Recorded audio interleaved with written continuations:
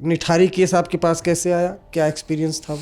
Nithari case में उससे पहले एंटी करप्शन देख रहा था दिल्ली का, और हमारे डायरेक्टर थे विजय शंकर साहब जो इसी काडर के थे, और उस टाइम में ये काफ़ी जो है वो चर्चा में आया था। तो उन्होंने कहा कि आप इसको देखो। सुप्रीम कोर्ट ने दोनों आरोपियों को, सुरेंद्र कोहली और मुनिंदर पंदेर को छोड़ दिया। मुनिंदर पंडेर को हमने एक ही केस में चार्जशीट किया था, उस केस में उसको सज़ा मिली थी, बाकी केस में हमने ही नहीं चार्जशीट नहीं किया, तो सज़ा तो देने का सवाल ही पता नहीं होता, पहली बात।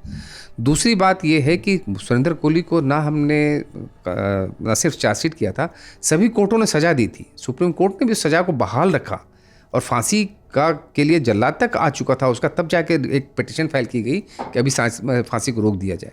उसके बाद ये मामला पलटा। क्या इशू आपको लगता होगा? मुझे जो लगता है वो इम्पॉर्टेंट नहीं है, लेकिन दुनिया जानती है कि वो नॉर्मली क्या होता है ना कि इस फांसी की सज़ा बहुत सारे देशों में नहीं दी जाती है, और बहुत सारे लॉबी होती है जो एंटी फांसी की सज़ा काम करती है। हमें तो यही समझ में आता है कि इस टाइप की किसी लॉबी ने काम किया, क्योंकि 18 साल तक जो आदमी जेल में रहा, आप यदि एक मैट्रिक्स टाइप का बनाओ कि केस 1 2 3 4 5 6, डिस्ट्रिक्ट कोर्ट ने सज़ा दी, इसमें भी डिस्ट्रिक्ट कोर्ट ने दी, डिस्ट्रिक्ट कोर्ट ने सेशन कर दी, हाई कोर्ट ने मान लिया, हाई कोर्ट ने माने, हाई कोर्ट, सुप्रीम कोर्ट ने मान लिया, तो इतने सारे में इतने सारे जज बैठे बेंचेज में, इतने सारे लोगों ने उस एविडेंस को सही माना और उसको सज़ा दे दिया। अब सडनली जो है वो 1-2 आदमी बैठते हैं और कहते हैं कि नहीं है ये, और उसको सुप्रीम कोर्ट मान लेती है। तो जिन लोगों ने सज़ा दी तो वो भी तो आप ही के जज थे ना, आप ही कोर्ट के जज थे, सुप्रीम कोर्ट तक के जज ने सज़ा दी, सज़ा बहाल रखी, फांसी तक हुआ, एकाएक कैसे रिवर्स हो गया, ये तो कोई पूछे ना।